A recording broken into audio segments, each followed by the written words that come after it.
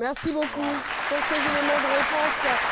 Et tout de suite, nous allons recevoir cet expert consultant international en sécurité, défense et stratégie et enseignant en communication, chercheur en géopolitique et relations internationales, pour ne citer que cela. Wow. Voici pour vous Jean-Jacques Konadjé sur le plateau de ce midi.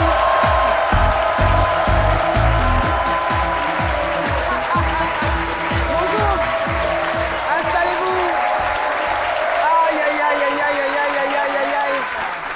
C'est un véritable repas consistant et résistant que nous avons l'occasion de vous offrir ce midi. Au sortir de son parcours, au sortir de cet échange, il y a beaucoup de choses qui vont inéluctablement changer dans la mémoire et dans la mentalité des uns et des autres. Monsieur Konadjé, Jean-Jacques, bonjour et bienvenue sur notre plateau. On est vraiment très heureux de recevoir une telle fierté ivoirienne, que dis-je, une telle fierté africaine sur notre plateau en ce jeudi.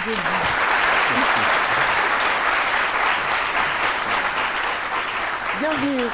Alors, votre histoire, elle est toute intéressante, elle est tout aussi belle. Il faut dire que vous avez fait un cursus scolaire ici à Abidjan sans faute. Vous n'avez jamais repris de classe. Non. Et après l'obtention du bac, vous arrivez à participer à un concours qui sélectionnait les meilleurs élèves au niveau de l'Afrique subsaharienne. L'Afrique de l'Ouest. Au niveau de l'Afrique de l'Ouest, voilà. Et on va dire que vous sortez donc major au niveau de la Côte d'Ivoire. Et malheureusement, il y aura quelques petits soucis pour votre départ, mais très vite, une solution sera trouvée. Oui. En fait, effectivement, à la suite de ce concours-là, j'ai été major et je devais partir naturellement en Europe. Mais à l'époque, les questions d'Internet et tout ça étant encore à un stade embryonnaire, tout venait par la poste. Et pour des questions de timing, le délai était passé, les papiers n'étaient jamais arrivés. Donc, du coup, puisqu'il y avait déjà cette option, les parents ont décidé que, contre vents et marées, il fallait que je parte pour continuer les études en Europe. Donc, je me suis retrouvé en Europe en train de faire des études. Et vous arrivez quand même par la première fois dans un environnement auquel vous n'êtes pas habitué. Je veux dire... là, ce n'est pas pour les vacances, c'est pour des études, donc c'est pour un long séjour. Oui. Comment est-ce que vous trouvez l'atmosphère? Comment les choses se passent pour vous? D'abord, il faut dire que je suis parti quand même très jeune, mais quand j'allais... Vous avez quel âge? Oui, je suis parti à 19-20 ans, voilà. Et quand j'allais à Paris, je ne m'attendais pas forcément à être accueilli, puisque je ne connaissais pas. C'est vrai qu'on a de la famille un peu partout, mais je me suis dit que je partais pour un objectif spécifique. Donc j'arrive, je débarque à Paris sans connaître qui que ce soit. C'était la première fois que je mette les pieds sur la capitale française. Je connaissais personne, donc je suis sorti et je suis parti au mois d'octobre. Au mois d'octobre, c'est le début de l'hiver. Donc vous vous imaginez un peu. Et de là, je sors, je me renseigne, je prends le train et je me retrouve à Nancy. Et j'arrive à Nancy à 17 h, j'avais une seule adresse, c'était l'université de Nancy. Donc j'arrive, l'université étant fermée, je me renseigne, je me retrouve dans un hôtel et c'est à partir de là que tout va commencer. Voilà. Est-ce que l'idée que vous faisiez auparavant était celle à laquelle vous étiez maintenant confronté? Non, il faut dire qu'on a toujours, quand on est du côté des tropiques, on a forcément une idée idéalisée de l'Europe, de la France. Et surtout, il faut préciser que moi, je suis arrivé en France pour faire des études, mais sans bourse d'études. Donc, il a fallu le soutien de la famille, des parents, et plus tard de celle qui sera mon épouse, qui m'a aussi soutenu. Mais ce que je retiens... C'est une Africaine, une blanche? Oui, enfin, c'est une Africaine. Donc, je ne suis pas parti chercher... Pour satisfaire la curiosité du docteur Philo. Non, c'est une Africaine. Donc, je me suis rendu compte que ce n'était pas forcément ce qu'on croyait. Voilà, parce qu'au-delà même des questions climatiques, il fallait affronter un certain nombre de réalités. Et il fallait travailler 2 fois plus, pour ne pas dire un peu plus, pour être au-dessus de la mêlée. Voilà un peu. Par travailler 2 fois plus, moi j'entends travailler, bosser par rapport à vos cours et avoir un emploi, puisque vous n'êtes pas boursier. Non, non, il faut dire que j'ai eu cette chance-là d'avoir de la famille qui m'a soutenu. Parce que très tôt, j'ai compris que faire des petits boulots ne faisait pas forcément bon ménage avec les études. On peut faire des études et faire des petits boulots, mais bien souvent, on n'arrive pas à allier les deux et on n'arrive pas à être brillant. C'est-à-dire, on fait des petits boulots, on n'arrive pas à avoir forcément de l'argent, mais on fait des études parallèlement, on n'arrive pas forcément à être brillant, c'est-à-dire on reprend ses années. Donc on se retrouve dans un engrenage qui fait que au bout de 5 années, on se demande vraiment est-ce qu'on peut faire un bilan de sa vie. Donc j'ai opté pour faire des études. Alors, on a des étudiants dans ce studio qui sont tout oui parce qu'ils veulent apprendre, ils veulent savoir comment les choses se sont passées. Est-ce que vous étiez, c'est vrai que vous étiez brillant en partant, est-ce que vous avez réussi à maintenir le cap? Si oui, comment est-ce que vous avez travaillé? Comment est-ce que vous vous êtes organisé pour obtenir tous ces diplômes que nous avons cités? Au départ, j'étais à l'université de Rouen. Et puis très tôt, avec l'esprit de curiosité, j'ai compris que ceux qui excellaient dans la société française sont ceux qui, en général, toutes les universités sont de bonne qualité, mais on essaie de développer l'élitisme au sein de la société française en dénichant les plus brillants pour qu'ils fassent des écoles d'ingénieurs ou des systèmes d'écoles d'ingénieurs inclus au sein de ces facs. Donc, la première année, mon objectif, c'était de montrer que je pouvais faire partie de la crème. Donc, aussitôt, je me suis mis à travailler. Donc, j'étais à Nancy, j'ai passé un concours pour entrer dans un institut universitaire professionnalisé. Je me suis retrouvé à Lille, qui, à l'époque, cet institut était le meilleur institut de toute la France. Et de là, maintenant, j'ai décidé de faire, en plus des études de communication, des études de sciences politiques. Et donc, comment c'est arrivé ces études de sciences politiques? Parce qu'il y a toute une histoire autour quand même. Oui, j'étais en deuxième année d'école de communication et un soir, je discutais avec des amis africains et je leur ai dit que j'envisageais de faire des études de sciences politiques. Et avec le langage ivoirien qu'on connaît, ils m'ont dit, donc toi aussi, tu veux faire études de sciences politiques. J'ai dit, mais moi aussi, comment? Ils disent, non, tout le monde peut faire des études de sciences politiques, sauf toi. Mais moi, ce que je ne comprends pas, c'est que pourquoi ils vous posent cette question, puisque vous étiez quelqu'un de brillant? En fait, j'ai la particularité d'être très discret. Voilà, j'ai la particularité d'être très discret. C'était des amis, qui sont encore des amis, mais on n'était pas forcément dans la même classe. C'est ça. Donc, ils ne connaissaient pas la qualité de mes études, la qualité de mes résultats. Et au-delà de tout cela, on se voyait dans un contexte où on parlait plutôt des réalités du pays, de la Côte d'Ivoire. Parce qu'on était autour des années 2002 et la crise venait d'éclater. Donc toutes les conversations entre nous tournaient autour de l'avenir de notre pays. Donc je leur ai dit que moi, j'estimais que ma façon à moi d'apporter, de contribuer un peu au développement de l'Afrique, c'était de faire des études de sciences politiques et de me spécialiser sur les questions de prévention de conflits et de pouvoir écrire un jour pour changer un peu les mentalités.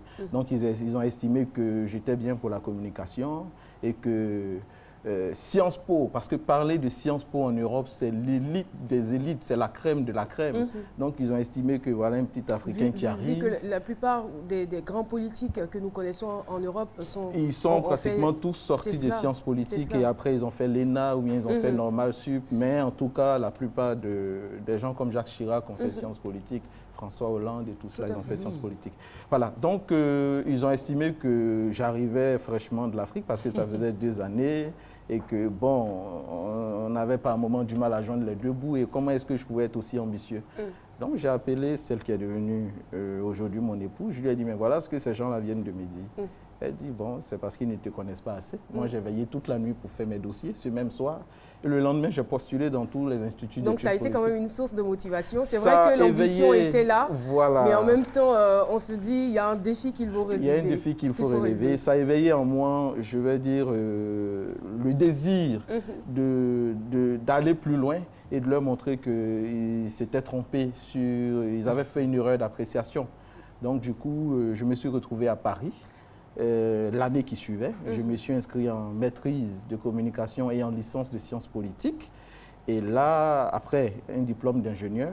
Et là, maintenant, je postule pour entrer dans un institut d'études politiques. Mais justement, tout à l'heure, vous disiez que pour aller plus loin, parlant d'aller plus loin, vous êtes vraiment allé plus loin puisque vous en sortez avec un doctorat en sciences politiques à l'Université de Toulouse avec la mention très honorable, suivie des félicitations du jury à l'unanimité. C'était la plus haute mention honorifique. C'est la plus haute mention honorifique dans le monde académique, oui, dans le il monde faut académique, le dire. Oui. En tout cas, dans le monde académique francophone, les félicitations du jury de façon unanime, c'est vraiment rare. Voilà, donc c'est vrai que c'est bien beau tout cela. Nous, on est très admiratifs de tout ce que vous avez pu obtenir comme diplôme, de votre parcours, de votre capacité à pouvoir faire plusieurs choses en même temps parce que, je veux dire, vous passiez plusieurs concours, plusieurs examens, vous étiez dans plusieurs branches en même temps que vous réussissiez avec brio, voilà. C'est bien beau tout cela, mais finalement, ça sert à quoi? Vous, concrètement, ça vous sert à quoi?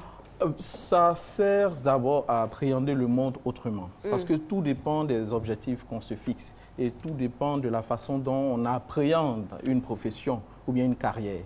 Moi, aujourd'hui, je me définis comme un adepte de la pluridisciplinarité. Je suis de ceux qui estiment qu'on ne peut pas aborder les problématiques du monde contemporain de façon étriquée, avec une vision étriquée.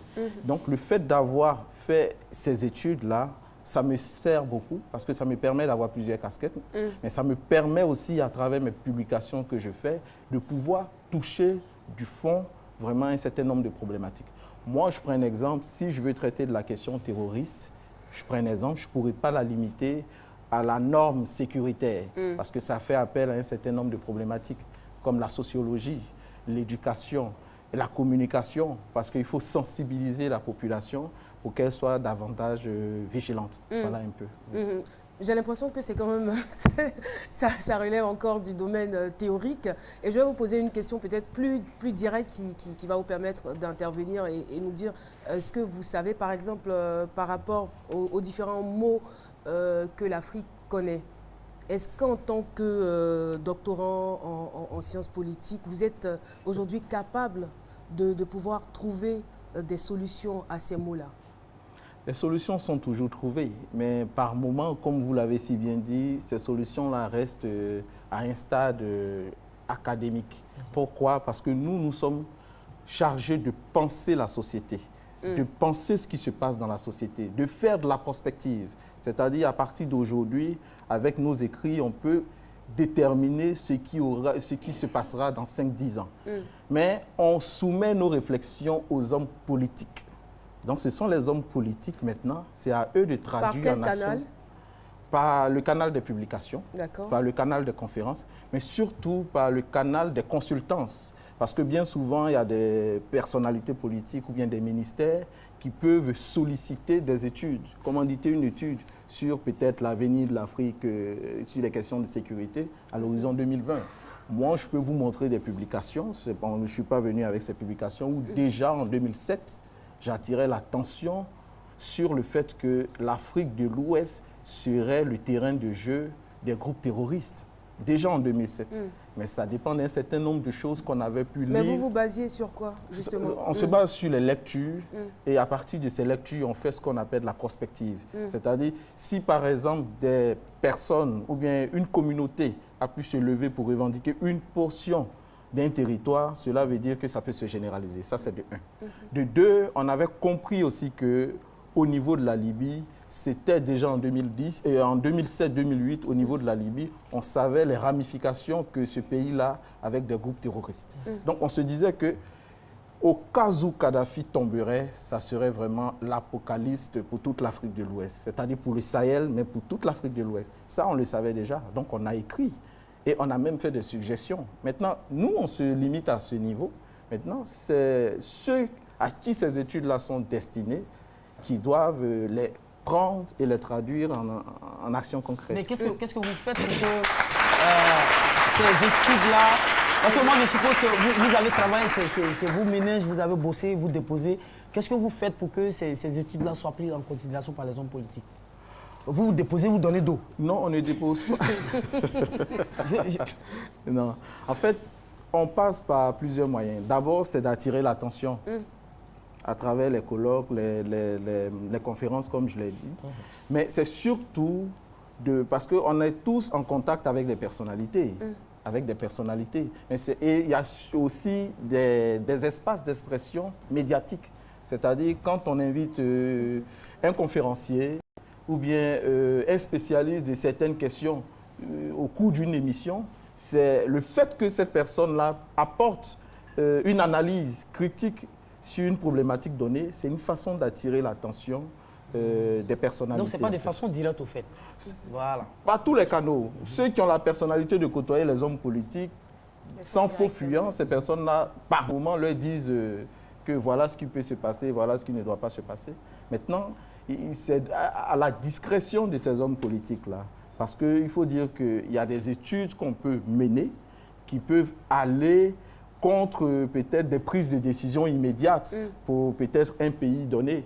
Donc tout cela doit être jugé en fait. D'accord. Moi j'aimerais revenir sur un terme que vous avez employé plusieurs fois, c'est le thème publication. C'est quoi les publications? C'est des statuts que vous publiez sur Facebook, Twitter ou bien c'est des parutions dans la presse imprimée?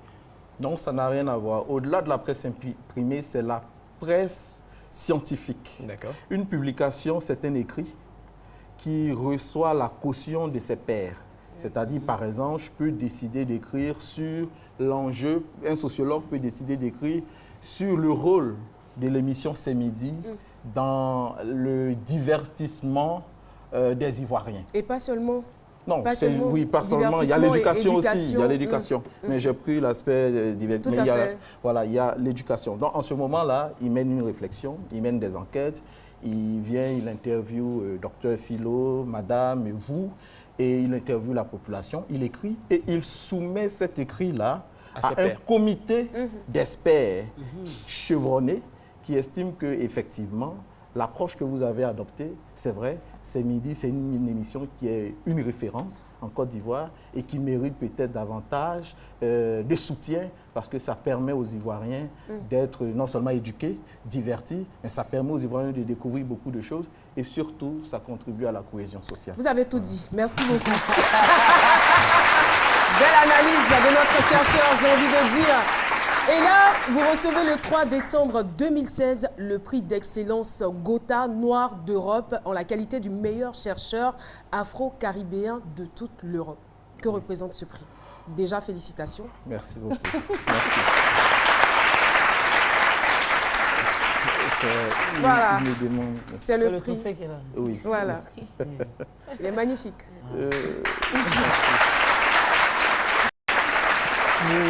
Pour répondre à votre question, je dirais que ce prix, c'est d'abord une satisfaction personnelle. Parce que 2006-2016, ça fait 10 ans que je suis dans le domaine de la recherche scientifique. Donc recevoir ces prix, c'est le couronnement de 10 années de travail. Et c'est une incitation au travail. Parce que quand on me donne ce prix, c'est un fardeau qu'on me donne. Et il faut que j'aille de l'avant.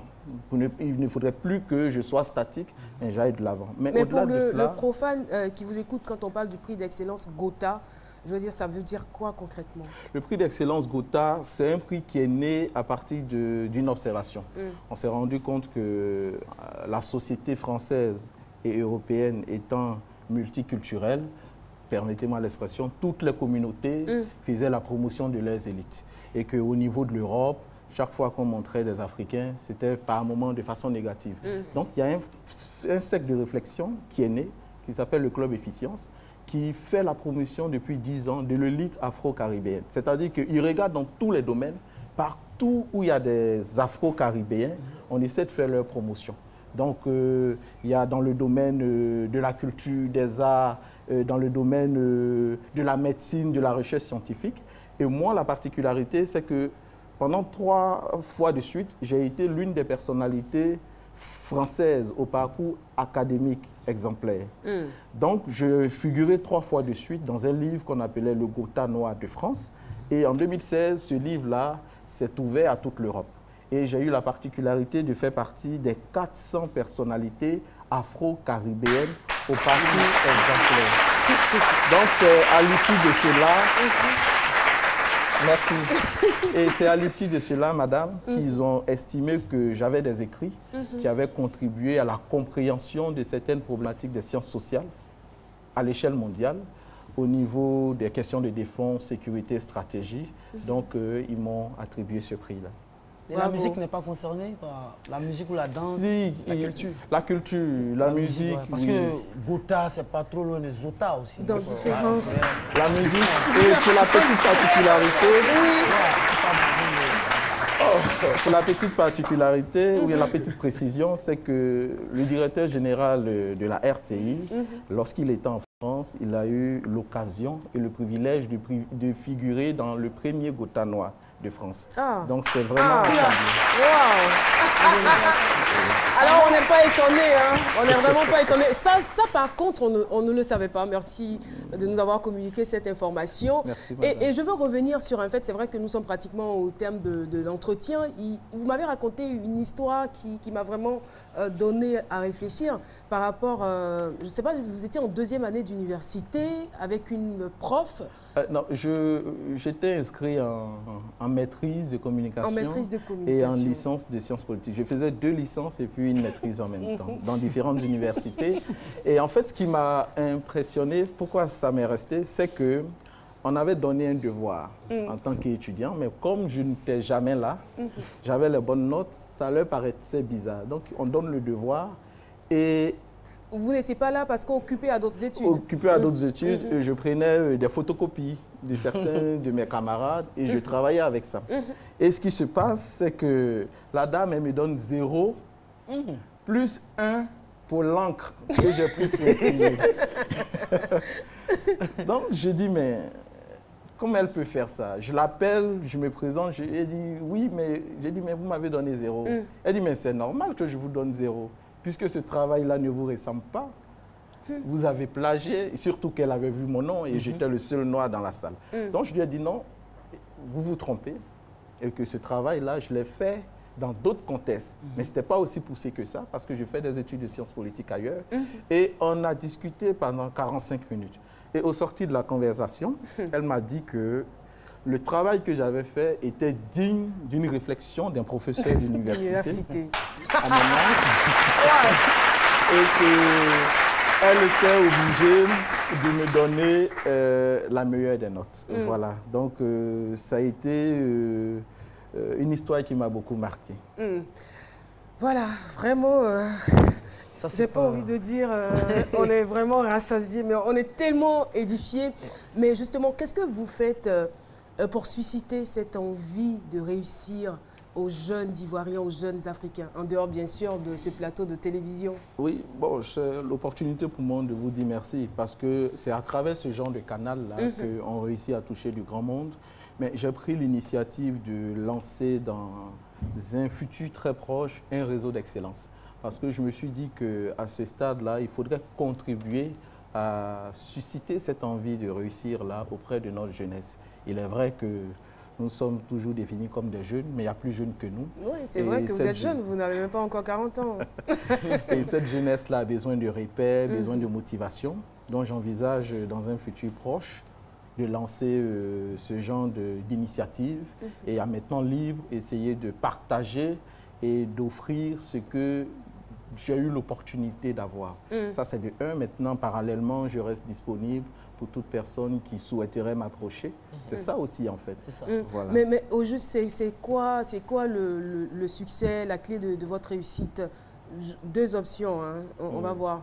Vous la devez, cette intelligence, à la nature ou, on va dire, à votre détermination illimitée? Je dirais que tout le monde est naturellement intelligent, mais c'est à force de travailler qu'on perfectionne son intelligence. Merci beaucoup, ça va nous servir de conclusion. Tout le monde est naturellement intelligent, mais c'est à force de travailler qu'on perfectionne son intelligence. Merci beaucoup Jean-Jacques Konadjé, expert consultant international en sécurité, défense et stratégie et enseignant en communication, recherche, chercheur en géopolitique et relations internationales. Nous avons été très heureux de recevoir donc le prix d'excellence Gotha Noir d'Europe en la qualité du meilleur chercheur afro-caribéen de toute l'Europe sur le plateau de ce midi. Merci beaucoup pour ce témoignage inspirant. C'est donc sur ces mots que nous allons nous quitter momentanément. On va donc se retrouver dans quelques petits instants pour la deuxième partie de cette émission. À tout de suite.